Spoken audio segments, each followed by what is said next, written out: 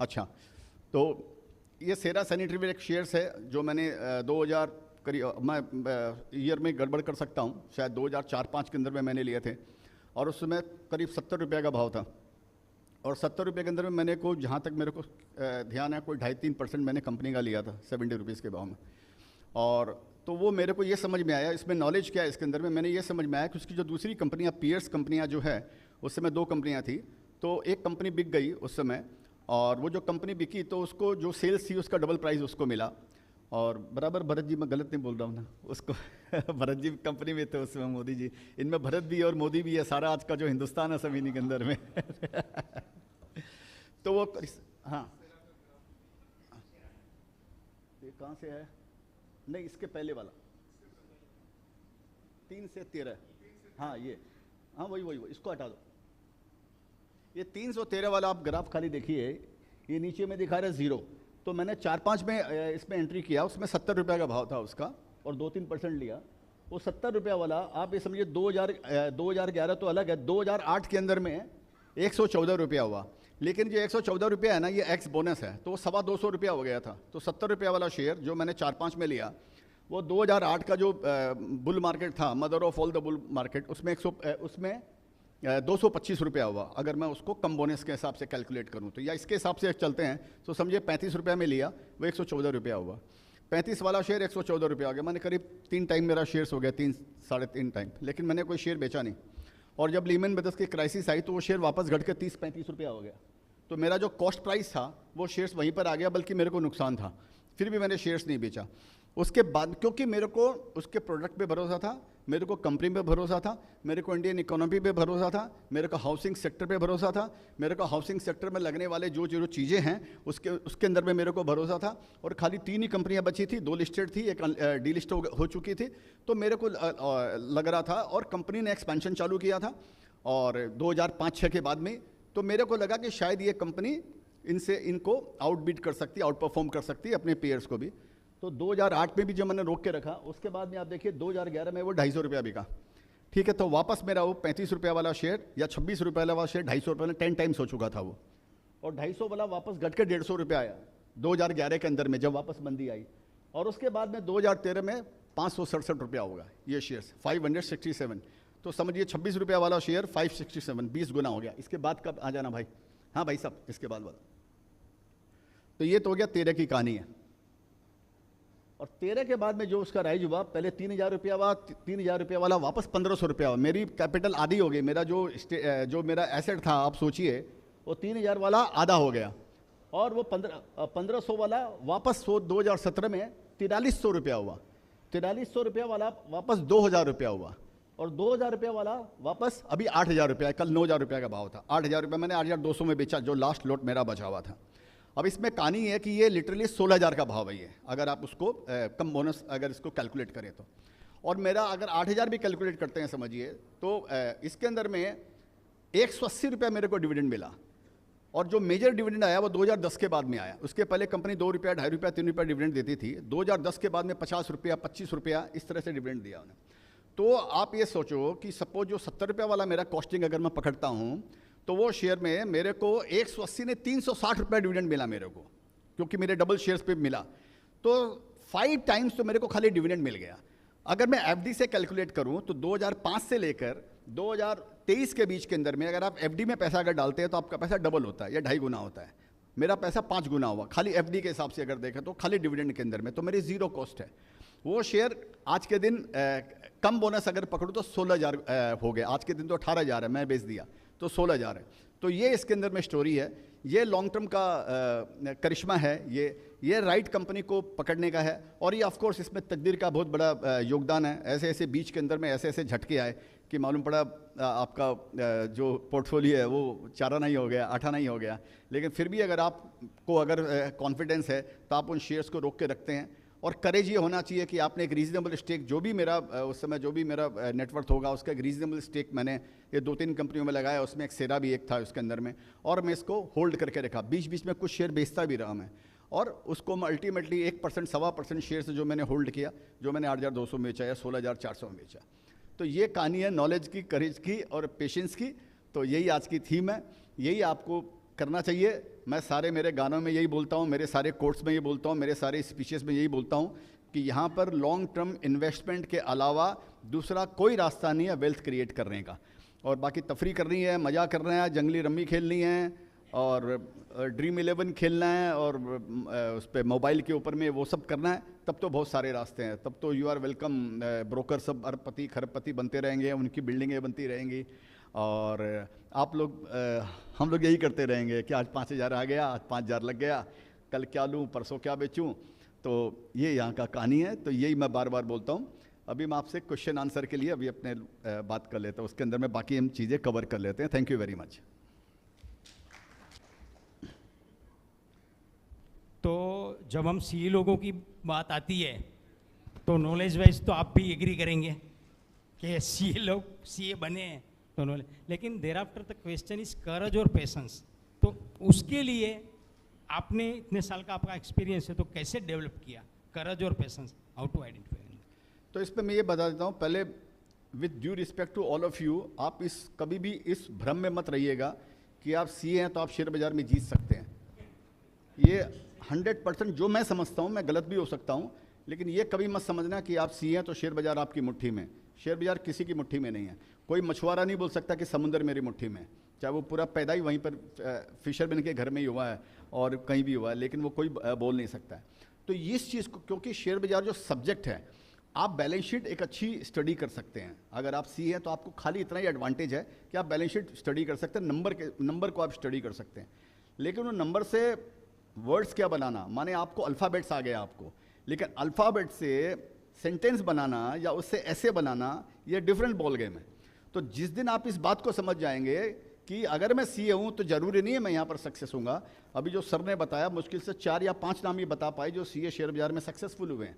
हो सकता है आप 150 नाम बता देंगे, लेकिन आप समझिए 15 करोड़ डीमेट अकाउंट है और 3-4-5 करोड़ यहाँ पर एक्टिव ट्रेडर और इन्वेस्टर्स हैं। लेकिन जो आदमी सक्सेस हुए हैं वो आप अंगुलियों पर काउंट कर सकते हैं शेयर बाजार के अंदर में। आप शायद 100-200 से ज़्यादा नाम नहीं बता सकते हैं पूरे शेयर बाजार के अंदर में, कैपिटल मार्केट में। समझो जिसने एक रीजनेबल, जो भी नंबर नहीं बात करते, जो रीजनेबल वेल्थ यहाँ पर शेयर बाजार में बनाई है। तो कहीं ना कई लोग भटक जाते हैं और जिनको ज़्यादा ये रहता है कि हाँ भी मैं तो ये कर ही लूँगा, मेरे बाएं हाथ का खेल है, उनके लिए बहुत बड़ा प्रॉब्लम का जगह है। ये तो घर है प्रेम का, खाला का घर नाई, शीश उतारे भूई दरे तब बैठे गरमाए। तो ये ऐसा है, जैसे मंदिर में आप जाते हैं ना तो शीश नीचे, अपना ईगो, अपने सबको नीचे, ईगो को नीचे करके हम मंदिर के अंदर में घुसते हैं कि ये प्रेम का घर है। वैसे ही ये जो घर है ये एकदम डिफरेंट बॉल गेम है ये। तो ये बात को पहले तो ध्यान में रखिएगा। और दूसरा करेज और पेशेंस का, जैसे मैंने बताया कि वो डीएनए में अंदर में कुछ ना कुछ शायद वो ऐसे ही आता होगा बचपन से। क्योंकि मैं एक एग्जांपल देता हूँ कि मैं जैसे बचपन में मॉक ट्रेडिंग करता था मेरे दादाजी के साथ में, तो दादाजी के साथ में मॉक ट्रेडिंग करता था गद्दा पीट के कि ये लिया वो लिया ऐसा लिया। तो वो मेरा दादा तो बेचारा दलाली करते थे, वो 100, 200, 500 के दलाली करते थे। और मैं उनसे बात करता था 50,000 लिया, 1 लाख लिया, 2 लाख लिया। तो मेरा दादा बोलता दिया, मैं बोलता अच्छा 10 लाख लिया। तो इस तरह से खिलता था उनके साथ में। तो मेरा दादा फिर मेरी माँ को बोलता है लड़का पागल है, ये लाखों के नीचे बात ही नहीं करता है, ये तो जब ही है। तो मैं खाली उस कनेक्शन को अगर जोड़ता हूँ तो शायद ये ईश्वर ने शायद कोई एक करेज मेरे को दिया होगा। और बाद में फिर अनुभव से अपने ये समझते हैं कि हाँ भाई मैंने शेयर्स लिया, मेरा डबल ट्रिपल हो गया। लेकिन मेरे घर में क्या आया, मेरे को 100 रुपया अगर इन्वेस्टमेंट करने का था, मैंने 1 रुपया इन्वेस्टमेंट किया। अगर 1 रुपया इन्वेस्टमेंट किया और वो शेयर 10 साल में 100 गुना भी अगर हो गया तो मेरा 100 रुपया वाला वर्थ 200 रुपया हो गया। ऐसा तो नहीं है कि 100 के 100 सारे शेयर्स मेरे चलने वाले हैं। तो इस बोलकर ये अनुभव से ये भी समझ में आया कि ये काम तो यहाँ पर बड़ा करने का ही है। लेकिन अगेन मैं बोलता हूँ ये दुधारी तलवार है, किस पे काम करने का है, हथौड़ा कहाँ मारने का है, ये ज़्यादा ज़रूरी है। तो एक कहानी मैंने पढ़ी थी कि एक गांव में के अंदर में कोई बहुत बड़ी मशीन ख़राब हो गई, तो सब इंजीनियर लोग को बुलाया गया, सीए एमबीओ को बुलाया गया, क्या भैया क्या करने, क्वालिफाइड लोगों को सब देखे वेखे करे, बोले कि हाँ भाई ये तो ठीक नहीं कर पाए। एक गाँव वाला वहाँ से गुजर रहा था, तो वो गांव वाला उसको वो देखा, बोला क्या हो रहा है, सब इतने इंजीनियर लगे हुए हैं। बोला मशीन ख़राब हो गई, इतनी बड़ी मशीन है, करोड़ों की मशीन ख़राब हो गई। तो अच्छा ठीक है। तो उसने बोला मैं ठीक करूं। बोले तुम क्या ठीक करे, बोले चेष्टा करता हूँ। बोला करो। तो मशीन के पूरे आगे पीछे वो सब राउंड मारा। बोले एक हथौड़ा लाओ, एक हथौड़ा लाया और एक जगह हथौड़ा मारा। हथौड़ा मारते मशीन चालू हो गई। तो उन्होंने बोला अरे यार ये तो कमाल कर दिया, इंजीनियर लोग कर नहीं पाए। बोले ठीक है। बोले मेरे पैसा दो। बोले कितना पैसा। बोले 10,000 रुपया। 10,000 रुपया क्या चीज़ का, तुमने एक हथौड़ा मारा है। बोला हथौड़ा मारने का 1 रुपया, और बाकी जो 9,999 रुपया है वो हथौड़ा किधर मारने का उसका पैसा है वो। तो यही लाइफ और यही शेयर बाजार है कि वो नॉलेज को किधर अप्लाई करना, ये सबसे ज़्यादा इंपॉर्टेंट है। अगर गलत दिशा में अगर लग गया तो ये करेज आपको आस्ते आस्ते सर आपको अंदर में होना चाहिए, और कुछ अनुभव से आप करेज को सीखते हो। और यही पेशेंस का, हम जो इतिहास पढ़ते हैं किसके लिए पढ़ते हैं, इतिहास से हमको क्या मिलता है? हमको स्टोरी से यही सीखने के लिए मिलता है किस आदमी ने किधर गलती की। अगर आप लोगों की फेलियर की स्टोरी पढ़ेंगे तो आपको ज़्यादा समझ में आएगा कि लाइफ में क्या डूज और क्या डोंट्स है, बजाय सक्सेस स्टोरी के। सक्सेस स्टोरी से ज़्यादा ज्ञान आपको फेलियर स्टोरी से आएगा, और आप अपनी लाइफ से भी सीख सकते हैं। शेयर बाजार में मेरा कोट है कि स्टॉक मार्केट जो equity investing is the best business in the world. इससे पवित्र कोई बिजनेस नहीं है अनटिल यू अब्यूज इट। आप इसको अब्यूज़ करेंगे तब दूसरी बात है, नहीं तो ये आपको सारा पूरी दुनिया सिखा देता है। ये आपके सारे सेंसेस आपको जागृत कर देता है। आप में कितना ईगो है, आप में कितना दम है, आप में कितना घमंड है, आप कितने नम्र है, ये हर आपको दिन रात आपको मौका देता है सीखने का। तो अगर आप में अवेयरनेस है और खुद को अगर आप अपने आप अवेयर अपने आप को देखते रहे, ऑब्जर्व करते रहें, तो भी आप बहुत सारी चीज़ें सीख जाएंगे और लोगों से सीखेंगे। Sir, I am Bhushan Dave, past chairman Surat branch. I am curious to know about some more shares in which you are successful, and in shares in which you got failure. I mean, you lost something. हाँ, तो वो भी story बहुत लंबी है, शर्म आती है बोलने में, तो लेकिन मैं आपको बता देता हूँ। एक कंपनी शेयर्स मैंने खरीदे थे 2005-06 में, जिस समय लिए थे, तो वो कंपनी थी, वो टाटा की कंपनी थी। टाटा ने वो कंपनी इंडियन ऑयल की कंपनी थी, उसने बेची टाटा को, और टाटा और जर्मन एक कंपनी थी ऑयल टैंकिंग, टाटा की कंपनी थी, उसने बेची इंडियन ऑयल कॉरपोरेशन को, जो फॉर्च्यून 500 की single most company only company थी, और तो ऑयल टैंकिंग एक जर्मन कंपनी के साथ में कोलैबोरेशन करके वो कंपनी खरीदी, और वो ये सब ईपीसी वगैरह में थी, ये इंफ्रास्ट्रक्चर सेटअप करने में थी। तो मैंने वो कंपनी ली, लेकिन वो इंडियन ऑयल और ऑयल टैंकिंग के बीच में कोई अलाइनमेंट हो नहीं पाया, और वो शेयर्स बाद में डीलिस्ट हो गया। तो लोगों को नहीं मालूम इंडियन ऑयल कंपनी का भी शेयर्स डीलिस्ट हो सकता है, तो वो उसमें 300-350 रुपये था, वो मेरा ज़ीरो हो गया उसके अंदर में। तो एक तो ये है, और तो इस तरह बहुत सारी स्टोरियाँ हैं कि जहाँ पर, लेकिन मेरे को क्या है कि जब तक आप स्टोरी से आप सीखते नहीं हैं, जब तक आपका, तब तक वो, अगर आप सीखते हैं तो आपके लिए वो लेसन है, क्योंकि प्राइस तो यहाँ देनी पड़ती है। प्राइस तो यहाँ टोल टैक्स के जैसे है कि आप अगर हाईवे पर जाएंगे तो आपको टोल टैक्स देना पड़ेगा, तो उसको आप बुरा माने या अच्छा माने। तो जैसा मैंने इसके पहले बताया कि आप अपनी गलतियों से ज़्यादा सीख सकते हैं आप लोग, बजाय अपनी सक्सेस के। अभी एक रिसेंटली मैंने रिलायंस इंफ्रास्ट्रक्चर लिया था मैंने मार्च के अंदर में, और अनिल अंबानी की कंपनी है, बहुत ऑनेस्ट ग्रुप, आपको मालूम ही है सबको। तो वो कंपनी का मैंने शेयर्स लिया कि सुप्रीम कोर्ट का जजमेंट आया था कि उसको 9,000 करोड़ का कंपनी में डेट था, और 9,000 करोड़ रुपया इसको देना पड़ेगा, मुंबई मेट्रो या मेट्रो जहाँ से भी था, सुप्रीम कोर्ट का जजमेंट आया। तो मेरे को लगा कि कंपनी डेट फ्री हो जाएगी और आगे मोदी जी आएंगे और इंफ्रास्ट्रक्चर में इंडिया इम्प्रूवमेंट चालू है, तो ये कंपनी अच्छी करनी चाहिए। तो मैंने वो उसके शेयर्स मैंने ले लिए, और मेरे लेने के बाद में सुप्रीम कोर्ट को पता चल गया, 15 दिन बाद उन्होंने वो रिवर्स कर दिया डिसीजन उनका। तो ये इनसाइड इन्फॉर्मेशन है तो उन्होंने उसको रिवर्स कर दिया कि नहीं, ये 9,000 करोड़ रुपया, अपना ही जजमेंट सुप्रीम कोर्ट का जजमेंट उन्होंने रिवर्स किया कि नहीं, ये गलत डिसीजन आया था। तो वो शेयर भी डूब गया और मैं भी डूब गया उसके अंदर में। तो मेरे को फिर, तो मैं वो शेयर बेच दिया, नुकसान के अंदर में मैंने बेच दिया। तो इससे यही सीखा, जो मैं लोगों को सिखाते रहता हूँ कि हाँ भाई, जो भंगार कैप है उसके अंदर में नहीं जाने का।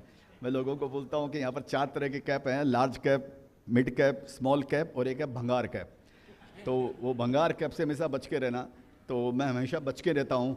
और लेकिन मालूम नहीं, उस दिन कुछ ज़्यादा पी लिया होगा पहले दिन मेरे को लगा शायद कि अब इसका कुछ नया आ रहा है। तो ज़िंदगी रोज़ नए रंग दिखाती है हमें, जैसा है कि आपको हर समय, हर आपके एक्शन से आपको सीखना है। आप खुद पर भी ध्यान रखें, जो मैंने पहले बोला, तो अभी आप अपनी लाइफ में बहुत सीख सकते हैं कि मैंने क्या किया, मैंने ये गलत किया, उसका परीक्षण कीजिए, उसके बारे में विचार कीजिए, उसको जाने मत दीजिए। एक गलती आपके लिए गोल्डन अपॉर्चुनिटी बन सकती है, आपकी खुद की गलती आपके लिए गोल्डन अपॉर्चुनिटी बन सकती है। कोई आपको सिखाने वाला नहीं, यहाँ पर हाथ पकड़ के कोई नहीं सिखाने वाला। वो टाइम चला गया जब स्कूल में बैठकर आपको हाथ से कोई सिखाया जाता था। तो दुनिया आगे बढ़ रही है, तो आपको अपनी गलतियों से सीखना और आजू बाजू की लोगों की गलती। और एक बात और है, अगर सारी की सारी गलतियाँ आप अपनी गलतियों से सीखेंगे, सारे के सारे लेसन अगर आप अपनी गलतियों से सीखेंगे, तो एक जीवन कम पड़ जाएगा आपके लिए। तो इस बोल का सबसे इंपॉर्टेंट ये है कि आप हर लोगों की गलतियों से सीखें, उनको ध्यान देकर उनसे सीखें, तो आप बहुत जल्दी अनुभव से आप सीख सकते हैं। और ये खेला अनुभव का ही है। जैसे मैंने गाने में भी लिखा है कि सोच कर समझ कर इन्वेस्ट कर, फ्यूचर ने रूमर है टिप्पर ने टाइम वेस्ट कर, नॉलेज और पेशेंस का बिजनेस है ये, अनुभव से सीख और बेस्ट कर। तो ये शेयर बाजार का जो काम है ना, ये मेरे को ये समझ में आ गया, ये अनुभव का ही काम है यहाँ। मैं संजीव दमानी। नमस्कार सर। किधर देखूं? इधर। नमस्कार सर। आपके अनुभव से काफ़ी चीज़ें सीखी हैं।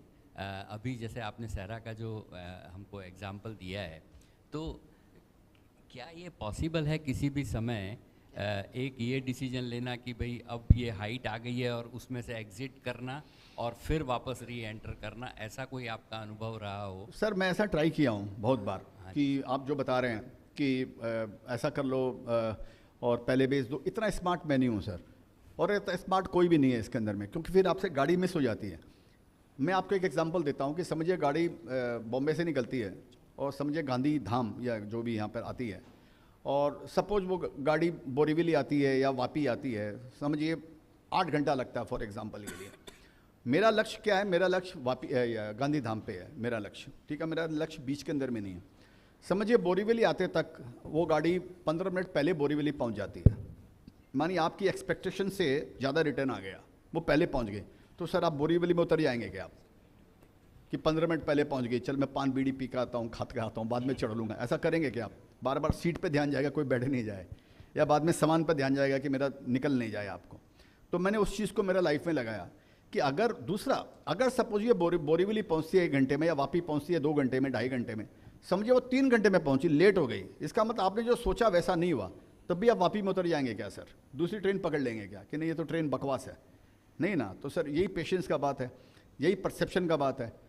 तो मैं उस चीज़ को ये सीखा कि ये जो काम है ना सर, लेना बेचना और निकलना, इसमें कोई दक्ष नहीं है इसके अंदर में, कोई आदमी इसके अंदर में पक्का नहीं है, और इसमें आपके हाथ से वो ट्रेन निकल ही जानी है इसके अंदर में। तो ये मैंने अनुभव किया। इस बोल कर मैंने अपने लिए एक नियम बना लिया कि मेरे को बीच में निकलने का नहीं है। मैं ऐसा ज़रूर करता हूँ कि समझिए मैंने 3% शेयर्स लिया, तो मैंने थोड़ा शेयर्स बेच दिया। समझिए 2000 2,500 का बाद जैसे सेरा हुआ या 1500 में हुआ कुछ हुआ, तो मैंने थोड़ा बहुत शेयर्स बेच दिया। तो उसको कैलकुलेट करूँ तो मेरा तो अलग ही बात हो गया। मैं उसको कैलकुलेट नहीं करता हूँ, मैं जो लास्ट तक रखा 1.25%, मैं खाली उसकी आपको बात कर रहा हूँ। तो मेरे को लगता है वो काम पॉसिबल नहीं है। दूसरा क्या है ना सर, एक बार आप निकल भी गए, समझिए आपका शेयर 3 गुना हो गया या 50% हो गया, आपने निकल गया, आप वो पैसा क्या करोगे सर? क्या तो आपसे भाभी जी ले लेगी कि मेरे को गहना बनवाने का है, तो आपके बुल मार्केट की अपॉर्चुनिटी मिस हो गई आपको, या फिर आप कोई दूसरा शेयर्स लोगे सर। तो दूसरा शेयर्स लोगे तो हो सकता है वो भी तब तक अगर 50% नहीं बढ़ाओ, 100% नहीं बढ़ाओ, तो 25, 30, 40% बढ़ाओ, वो आप एक्सपेंसिव ले रहे हो। तीसरा, इसमें आपका कैलकुलेशन राइट हो गया, जरूरी नहीं उसमें भी आपका कैलकुलेशन राइट हो। तो ये सारी चीज़ों को सोच विचार कर ये काम करना चाहिए। और क्या ज़िंदगी में ultimately the purpose of life is to be happy. रोज़ रोज़ आप इसी टेंशन में जी रहे हो कि आज ये ले लूँ, कल वो ले लूँ, परसों ये ले लूँगा, तो सर ये हलवा तो नहीं है ना कि आज मूंग का बना लिया, कल दाल का बना लिया, परसों इसका बना लिया। तो ये सीरियस बिजनेस है ये। आप इसको अगर बिजनेस के हिसाब से समझोगे तो आप सोचिए प्रोमोटर ऐसा काम करता है क्या कि हाँ भाई आज मैं कंपनी का इतना शेयर बेच दूँ, फिर मार्केट घट जाएगा, मैं इतने ऐसा वापस ले लूँ? ऐसा नहीं होता है सर। तो मैंने तो और लोगों से भी जो मैं बातचीत करता हूँ, मेरा अनुभव ये है कि कोई भी आदमी इसमें सक्सेस नहीं होता है इसका। फिर आप हर समय काम में ही लगे रहते हो, तो जल्दी निकलना ये करना। लेकिन ऐसा भी आप कर सकते हो, मैंने अल्टीमेटली कोई ऐसा भी, जैसे हो सकता है मेरी क्वांटिटी थोड़ी सी मार्केट की जो लिक्विडिटी रहती है उससे मेरी क्वांटिटी ज़्यादा रहती है, तो मेरे लिए निकलना और घुसना मेरे लिए थोड़ा अभिमन्यु के जैसे है कि मैं निकलना अपनी मर्जी से है और घुसना अपनी मर्जी से नहीं है, वो मार्केट की मर्जी से है। लेकिन मार्केट बूम होएगा तो मैं निकल सकता हूँ, नहीं तो नहीं निकल सकता हूँ। तो मैं इस चीज़ को फॉलो नहीं करता हूँ। आप खुद का देखिए, मेरे से आपने पूछा, अब आप खुद का आराम से शांति से बैठ कर अकेले में आप चिंतन कीजिए और बोलिए 5 साल में अपना स्क्रिप्ट का नाम लिखिए, मैंने इन शेयरों में काम किया, क्या क्या भाव में लिया और क्या क्या भाव में बेचा, बेचते समय मेरी मनस्थिति क्या थी, आज वो शेयर्स क्या है। हो सकता है 10 में से 5 में आप राइट भी रहे होंगे और 10 में से 5 आप रॉन्ग भी रहे होंगे, तो वो आपको कोई बहुत बड़ा वो नहीं देता है जहाँ तक मैं समझता हूँ। लेकिन अगेन जैसे मैंने बोला, purpose of life is to be happy. अगर आपको उसके अंदर में हैप्पीनेस आती है कि चलो ठीक है मैंने मेरा कमा लिया, ठीक है मेरे इतना खाना था, मैंने 500 ग्राम खाना था, मैंने मेरा खा लिया, अब आगे का आगे दिखा जाएंगे, तो वो भी एक तरीका है। लेकिन वेल्थ उसमें नहीं बनती है, जो मैं समझता हूँ। बहुत धन्यवाद सर। और मैं एडमिटेडली कहना चाहता हूँ, वैसे तो यहाँ जितने भी हाजिर हैं सब आपको बहुत सम्मान से देखते हैं। आपकी बातें एकदम ग्राउंड लेवल की हैं क्योंकि आप ग्राउंड लेवल से आए हैं। इसमें कोई थियरिटिकल या बुकिश बातें नहीं है सर। तो हम आपके फ़ैन हैं सर, थैंक यू। सर मैं आपका एसी हूँ, आप मेरे फैन हैं, मैं आपका एसी हूँ सर, आप लोगों का सबका। Hello, thank you sir, thank you. sir. You have beautifully explained your हाँ सर अच्छा एक बार बुजुर्ग, No, no. एक सेकंड सॉरी। हाँ आपकी आवाज़ तेज है सर, बोलिए। एक सेकंड सर, एक सेकंड, 2 बार खड़े हो गए। Sir, what are the parameters which you are applying to identify a share? The parameters you are applying in the line of importance, if possible.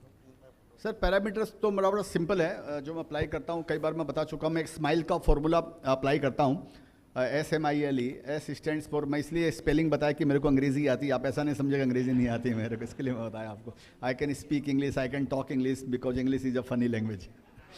तो SMILE, तो S stands for small in size, and MI से medium in experience, L stands for large in aspiration, and E stands for extra large market potential.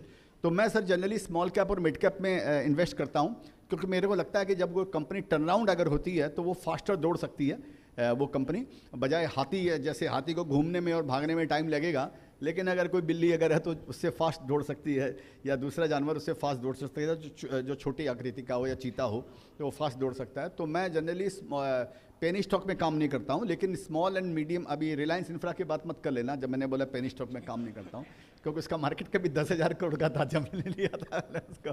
तो मैं छोटी कंपनियों में, उस sector में जो छोटी कंपनी, जैसे सेरा लिया तो उस सेक्टर में स्मॉल इन साइज थी, उस सेक्टर की सबसे छोटी कंपनी सेरा थी। तो इस बोल कर मैंने ये, और भी जो अतुल ऑटो की बात हुई है जो उन्होंने बताया था, और जो दूसरा एक कंपनी एजिस लॉजिस्टिक्स की जो मैंने लिया था, वो सब अपने सेक्टर में छोटी कंपनियां थी। तो मैंने वो स्मॉल कंपनी में मैं काम करता हूँ, मीडियम इन एक्सपीरियंस की। इसमें सबसे इंपॉर्टेंट है प्रोमोटर। कोई भी कंपनी के अंदर प्रोमोटर का जो विजिबिलिटी है, प्रोमोटर का जो एक्यूमेन है, वो सबसे इंपॉर्टेंट है सर। तो मैं मीडियम इन एक्सपीरियंस, कोई भी कंपनी 15-20 साल पुरानी नहीं होती तो मैं उसमें काम नहीं करता हूँ, क्योंकि 15-20 साल में मेरे को लगता है वो 4-5 बार गिर गया, बढ़ गया, और उसने अपने अनुभव से सीखा होगा। और दूसरा लार्ज इन एस्पिरेशन की, प्रोमोटर में भी कोई ऐसी उसमें एस्पिरेशन होना चाहिए कि मैं लोकल से रीजनल से समझिए नेशनल से इंटरनेशनल कंपनी बनूं, वो एम्बिशन होना चाहिए उसके अंदर में, तो तब अपने को शेयर होल्डर को पैसा आएगा। और लेकिन उसके ये फायर इन द बेली होनी चाहिए। वो बेली के अलावा भी उसका मार्केट साइज इतना बड़ा होना चाहिए कि उसके अंदर में वो अगर बढ़ता रहे तो मार्केट कहीं सेचुरेटेड नहीं हो जाए। तो मैं सिंपल फार्मूला ये अप्लाई करता हूँ मेरे सारे शेयरों के अंदर में, और ये है। हाँ sir. Sir, you have beautifully explained the wealth creation as an investor in the SERA. Now, I just wanted to ask here from company side, Bharat Bhai is also here, and as an investor, you are in the SERA.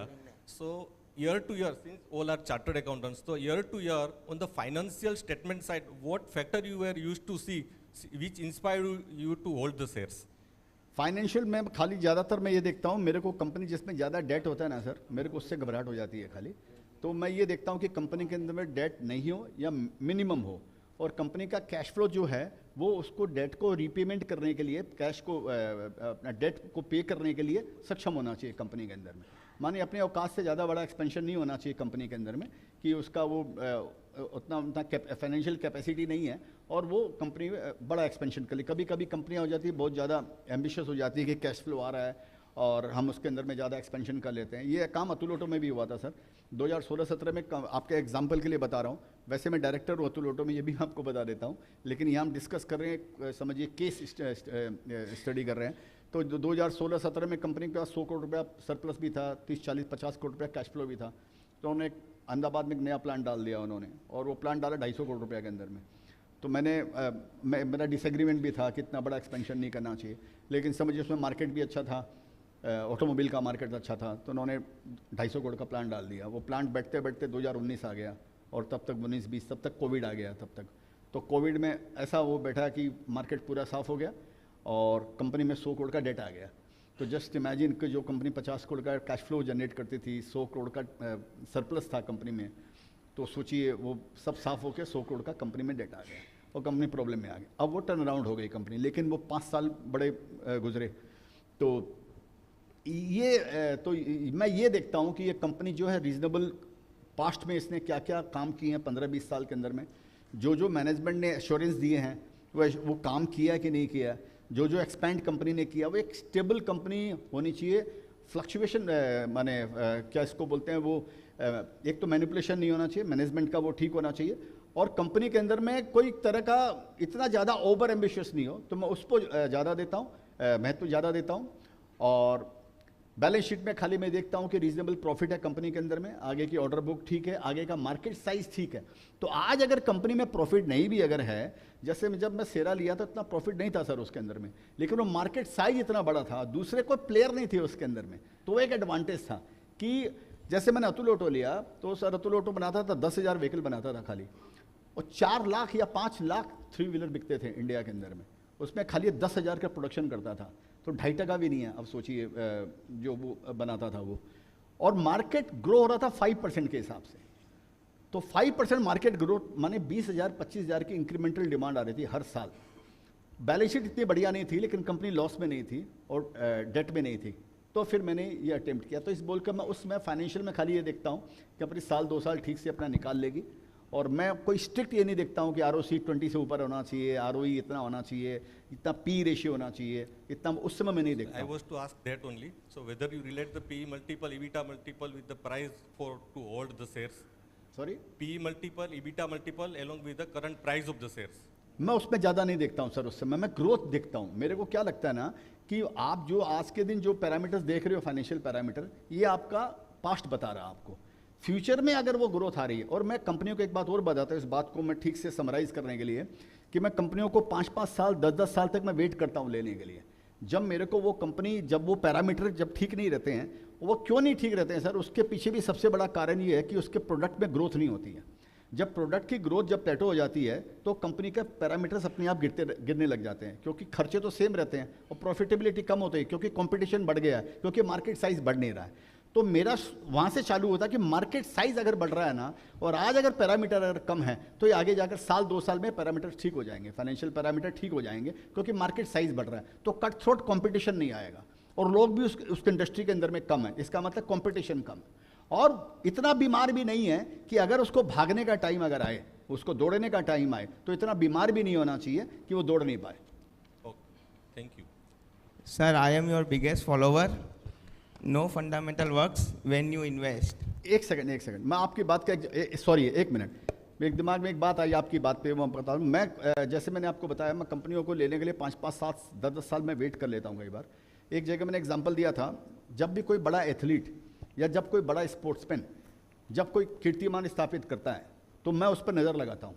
लेकिन ये तो उतार चढ़ाव है प्रकृति का, जब वो आउट ऑफ फॉर्म होता है या जब उसमें रिसेशन आता है, मैं उस कंपनी में, उस सेक्टर में खाली मेरे रडार पर रखता हूँ कि ये जो एथलीट एक बार एक रिकॉर्ड बनाया है, आज ये बीमार है, ये वापस कब सुधरेगा, ये इन्फ्लेक्शन पॉइंट पे कब आएगा। जैसे क्रिकेट में भी अगर आप देख लीजिए, तो अगर आपको मालूम पड़ेगा ये आउट ऑफ फॉर्म है, तो जो सिलेक्टर्स होते हैं उनको एक बार साइड में निकाल देते हैं, लेकिन उनको हटा नहीं देते हैं मैच से, मैंने हमेशा के लिए क्रिकेट कि उससे उसको नज़र में रखते हैं, वो अपना प्रैक्टिस करते रहता है। जब सिलेक्टर को समझ में आता कि हाँ इसने रणजी ट्रॉफी खेली है या इसने दूसरा मैच खेला या वापस फॉर्म में आ गया, उस समय वो उसको लेकर आते हैं।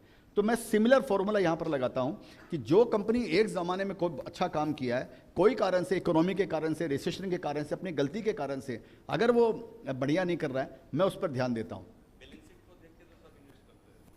हाँ, वो तो बैलेंस शीट देख के तो ठीक है, फिर आप वो पी वाइज देख लीजिए तो वो अलग है, लेकिन मैं तो थोड़ा अलग ब्रॉडर पिक्चर देखता हूँ सर। हाँ प्लीज़ बोल भाई। Sir, I am your biggest follower and I have no fundamental works when you invest. Automatically the fundamental of that company becomes good. What makes a company quality and potential multi-baggers from your experience, sir? मैं समझा नहीं क्या पूछ रहे हैं। What makes your company, Hindi में बोलना boss. आपकी कंपनी क्वालिटी और मल्टी-बैगर स्टॉक्स कैसे पहचान पाती है फ्रॉम योर एक्सपीरियंस? वही मैं आपको बोला ना, मैं इस्माइल का फॉर्मूला फॉलो करता हूँ और मैं कंपनी को 15 साल तक फॉलो करता हूँ, 20-20 साल तक मेरे रडार पे रहती है। एक एग्जांपल देता हूँ, सुदर्शन केमिकल मैंने लिया था 94 में, जब मुंबई आया था 92-4 में सुदर्शन का छोटा सा क्वांटिटी लिया था, उसके बाद में वो शेयर्स रखा। 2014 के अंदर में मैंने कंपनी को वापस लिया, क्योंकि तब तक मेरे रेडार पे थी वो कंपनी। तो मेरे को जब लगा कि अब इस कंपनी का इन्फ्लेक्शन पॉइंट आ गया, जो मैंने बताया कि जब कंपनी के पिगमेंट का मार्केट सुधरने लग गया, केमिकल के अंदर में रिकवरी आ गई, चाइना का डाउनफॉल चालू हो गया केमिकल के अंदर में, क्योंकि वहाँ पे पोल्यूशन के कारण रेस्ट्रिक्शन आ गया था वहाँ पे। तब मेरे को लगा कि ये इंडिया के अंदर में अब केमिकल कंपनियों का या पिगमेंट्स वाली कंपनियों का सुधार होने वाला है। तब मैंने 2014 के अंदर में 3-4% उस कंपनी के लिए। तो यही बोल रहा कि वो मैं वेट करता हूँ, देखते रहता हूँ, और उनके बारे में रोज़ मतलब रेगुलर टच में रहता हूँ, in the sense news wise, management के टच में नहीं रहता हूँ, हाँ। न्यूज़ वाइज उनके टच में रहता हूँ कि क्या इसमें कब इन्फ्लेक्शन पॉइंट आएगा। सर फंडामेंटल काम नहीं करते जब आप इन्वेस्ट करते हो, जैसे कि ओम इंफ्रा है, प्री कैम्प है, एलिकॉन इंजीनियरिंग है, जैसे सर आप इन्वेस्ट करते हो स्टॉक